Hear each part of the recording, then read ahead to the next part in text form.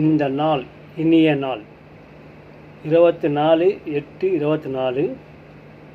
ஓம் ஸ்ரீ குருப்யோ நமக.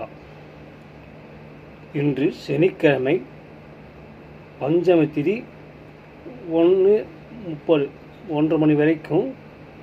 பிறகு சஷ்டி, அஸ்வினி நட்சத்திரம், கிருஷ்ணபட்சம், சித்தயோக நாள், சமநோக்கு நாள்.